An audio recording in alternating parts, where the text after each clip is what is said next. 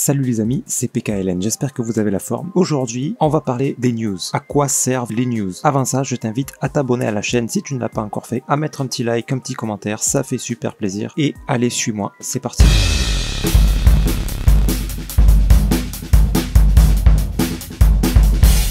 Alors, les news dans le milieu des cryptos, et d'ailleurs en bourse c'est à peu près la même chose, à quoi ça sert? Eh bien je vais vous le dire, c'est très simple, ça sert à vous faire perdre de l'argent, ni plus ni moins. Encore hier, j'étais sur un forum où j'essayais de prévenir les gens. Bon, je sais pas pourquoi je fais ça en fait, je sais que c'est une mauvaise idée, mais j'entends d'immenses bêtises, des choses que je vois qui vont arriver et qui finissent par arriver. J'essaye de prévenir les gens quand je vois qu'ils sont en train de s'enflammer, à penser que ça va monter sur les conseils de personnes assez influentes, et ça me fait vraiment mal au cœur. Je dis pas que ces personnes qui sont influences sont mauvaises, au contraire c'est sans doute des gens qui sont profitables dans leur façon de procéder, mais clairement ils n'ont pas de connaissances en analyse technique. Et moi-même n'étant pas un expert, il y a des tas de choses que je vois qui sont évidentes, qui sont les bases en fait. Moi je maîtrise pas parfaitement le trading, par contre je maîtrise les bases. Et juste avec les bases, déjà, on fait beaucoup de choses. Voilà, le trading, c'est pas ce qui me passionne le plus. Moi, c'est la technologie blockchain dans laquelle je crois pour l'avenir. Donc, j'ai envie d'être dans le game et j'ai appris quand même un minimum les bases de trading pour pas faire n'importe quoi, optimiser mes rendements, mes gains, et voilà, pour être présent le plus possible dans ces domaines-là. Et juste avec les bases, je vois des choses évidentes que beaucoup ne voient pas. Et des gros youtubeurs qui ont des 100K abonnés, 50K, et je vois leur communauté, des gens qui paniquent quand il y a des mouvements comme ça, alors qu'on les attend depuis hyper longtemps, ces mouvements-là, presque depuis ici, d'accord? Quand on savait qu'il allait y avoir une chute, on sait bien qu'à un moment donné ça va remonter, donc on sait que ça c'est un mouvement A, on sait qu'à un moment il y aura un mouvement C, on le sait. On sait pas quand, mais on savait dès le début que dès la cassure de stop là, c'était fort probable, et même très fort probable, que ça chute derrière. C'est une évidence, c'est les bases de l'Elliott Wave. C'est vraiment les bases. Et dans la crypto, les bases suffisent. On n'a pas des structures très complexes en crypto, c'est pas comme dans le forex ou dans les marchés traditionnels, c'est beaucoup plus complexe. Les capitaux qui sont en jeu sont beaucoup plus grands, donc les mouvements sont en général moins grands, et tout est beaucoup plus lent. Ça prend beaucoup plus de temps. Pour avoir une montée comme ça prend beaucoup plus de temps, quoi. Pour avoir un x2, voilà, c'est pas du tout... on n'est pas sur la même échelle de temps. En crypto, tout va très vite, et donc ça nous fait des structures très simples, très basiques. Donc on n'a pas besoin de se casser la tête à apprendre plus que les bases. Par contre, les bases, il faut les maîtriser. Et voilà, et je vois ça, et je peux pas m'empêcher, moi, d'essayer de prévenir les gens, de leur dire attention, ce que vous dites là, c'est regarder l'analyse technique, c'est la base, quoi, c'est les premiers trucs qu'on doit apprendre, et je me retrouve à me faire insulter, littéralement, par des gens qui me disent que les news, ce qui se passe, etc., c'est beaucoup plus important que des analyses débiles de structure. Alors, on m'a dit ça littéralement. Alors je vous avoue que ça m'a un peu vexé. Et bon voilà, je crois que je vais arrêter d'essayer de prévenir les gens, mais par contre je n'arrêterai pas de faire des vidéos pour vous qui me suivez. Voilà, j'espère que vous serez un public un peu plus averti que ces gens-là, et du coup j'espère que vous ferez moins d'erreurs et que vous serez serein tranquillement, quoi. Voilà, le but c'est d'être serein, c'est de pas se mettre la pression, de pas paniquer, de pas... Voilà, on sait ce qui se passe sur les marchés, on est là pour un bon moment, et sur le long terme on devrait être profitable et participer à un écosystème vraiment passionnant. Bref, pour les personnes qui pensent que les news sont utiles, clairement elles ne le sont pas. Par exemple, ici, il y a eu une chute, on nous a dit que c'est parce qu'il y a eu une news, je sais pas quoi. Cette chute là, donc ici on savait que ça risquait de monter ici, voilà. Et depuis le début, de toute façon, ça fait plusieurs semaines que je l'annonce, que je le dis.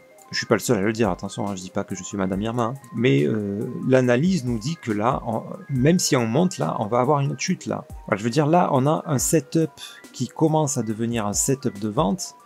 Il a même pas eu le temps de se développer plus, qu'on a déjà un deuxième petit setup de vente là. Bon, on sait que ça va chuter, quoi. Je veux dire, il n'y a pas besoin de regarder les news pour savoir que ça va chuter. Et là, il y a une mauvaise news et ça chute. Mais en fait, on s'en fout de la news, quoi, clairement. On s'en fout. Je dis pas qu'il faut pas écouter les news. Moi, je le fais. Je regarde beaucoup l'actualité crypto. Ça nous informe sur beaucoup de choses, les fondamentaux. Ça nous fait découvrir des projets qui sont super. Enfin bref, voilà. Il y a des éléments à prendre en compte et auxquels s'intéresser. Par contre, quand vous avez une news, c'est trop tard, hein. À moins que, je sais pas, que vous ayez la news avant tout le monde. Par exemple, quand on vous dit le Bitcoin c'est génial, il faut acheter, ça se passe par là, hein. En haut, hein, ça c'est pour que vous achetiez. Hein. Derrière, le prix chute. Ensuite, ici, on vous dit que le prix va tomber à 0. C'est nul le Bitcoin, il faut surtout pas rentrer, c'est hyper risqué, vous allez perdre tout votre capital. On dit ça pour que vous vendiez, ici. Donc là, vous avez perdu tout ça. Et derrière, ça monte tranquillement, les gros portefeuilles se font max de fric. Et là, on vous redit, le Bitcoin, c'est génial, il va monter à 100 000, c'est sûr, avant la fin décembre et tout.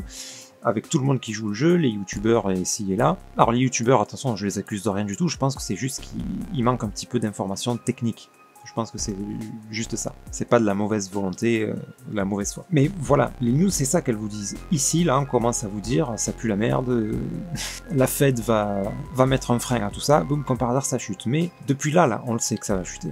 On le sait que ça va chuter. On a eu un premier setup de vente ici, tout petit là, on est en daily sans doute en 4 heures du coup. Bon, ça chute, on pète ce bas là, à partir du moment où on a cassé ce bas, tendance baissière, on le sait, ça va aller plus bas. On le sait, il n'y a pas besoin de news là pour que ça baisse, c'est...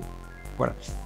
Une structure reflète à la fois la psychologie d'un marché, mais aussi l'intention des traders. Il n'y a pas besoin de faire plus que ça. Les news, utilisez-les pour vous divertir. Voilà, mais si vous avez une news, le Bitcoin va tomber à 0, quand vous arrivez sur votre graphique, il y a déjà eu une grosse chute, vous avez perdu 20%, et voilà, laissez tomber, vendez, voilà, elle sert à rien la news, elle vous sert à rien du tout. Et là, vous avez aussi beaucoup de youtubeurs et de gens qui traitent les supports résistance qui vous disent que là, il y a un point hyper important vers 42 000, que si on le casse à la baisse, c'est très mauvais pour le Bitcoin et tout. Alors je peux vous l'annoncer tout de suite, on va le casser, hein, ce bas-là. Je sais pas quand, hein, personne ne sait quand, c'est la seule info qu'on n'a pas, c'est de savoir quand. Mais ça va le casser. Voilà. J'en profite là pour avoir la preuve en vidéo le jour où ça arrivera. Tel que c'est parti là, il y a des chances que ça arrive très vite. Hein. Si je pars en 4 heures, regardez, on a un setup de vente ici. Hein. Impulsion, correction, on va péter le bas.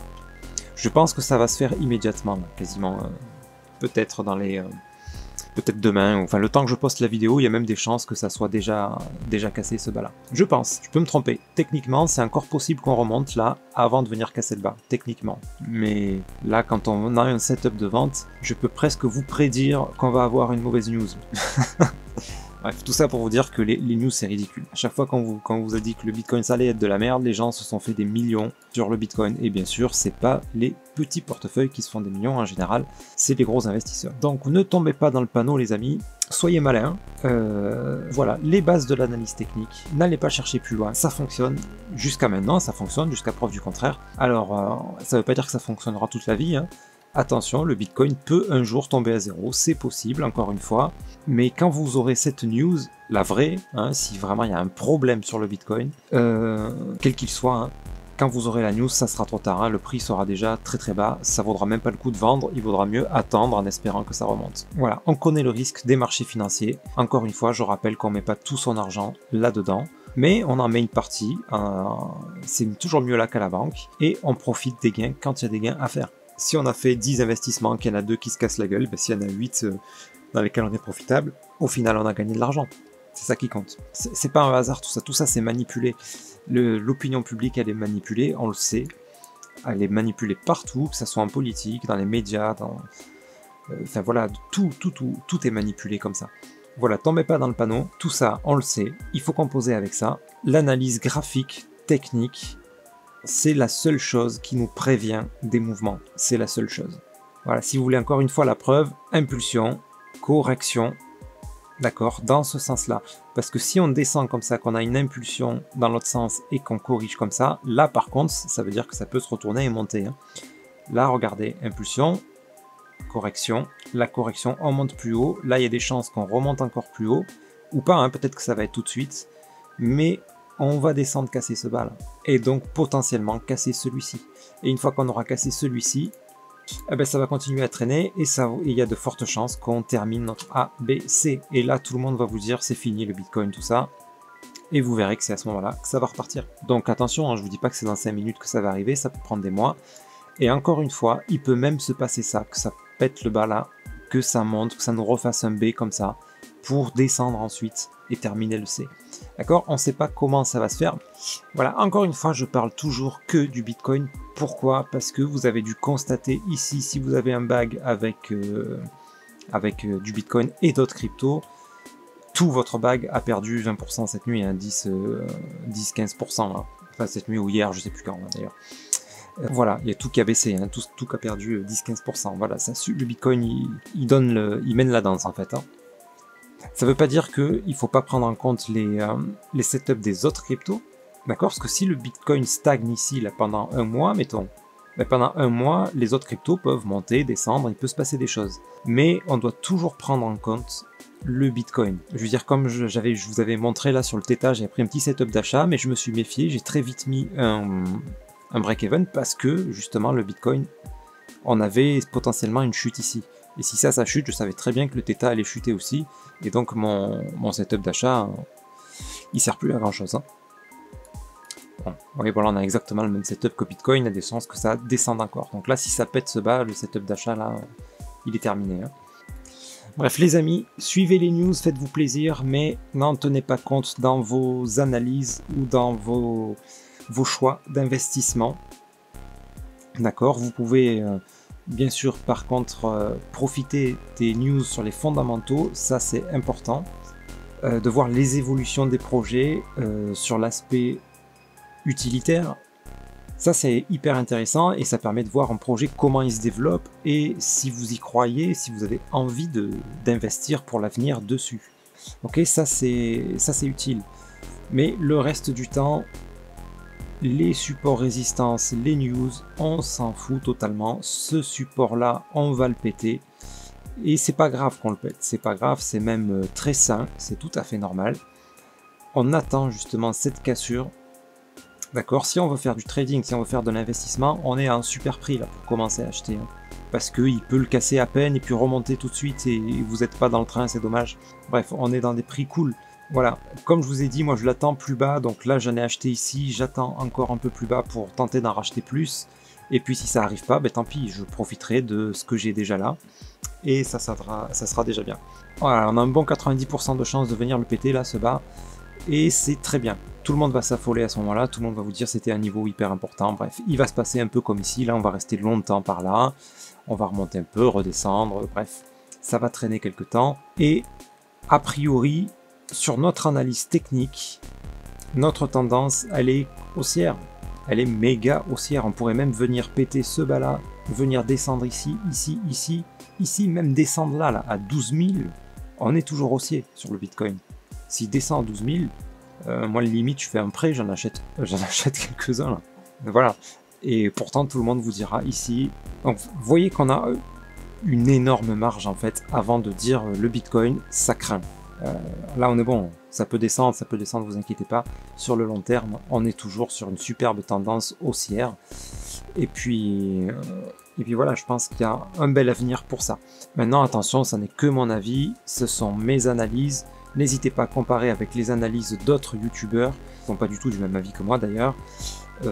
Voilà, mais c'est bon d'avoir un petit peu tous les avis, parce que le but c'est de se faire son propre avis et d'investir en fonction de vos convictions, parce que c'est votre responsabilité, c'est votre argent. Voilà, ne suivez pas aveuglément une seule personne. Toujours écouter un petit peu tout le monde, essayez de faire la part des choses, voir ce qui vous paraît cohérent. Voilà. Ok les amis, sur ce, faites bien attention à vous, prenez soin de vous et de votre portefeuille. N'hésitez pas à me faire part des sujets que vous voulez traiter. Voilà, je le ferai avec grand plaisir et je vous souhaite une excellente soirée, journée. Je vous dis à très bientôt, c'était PKLN. Merci.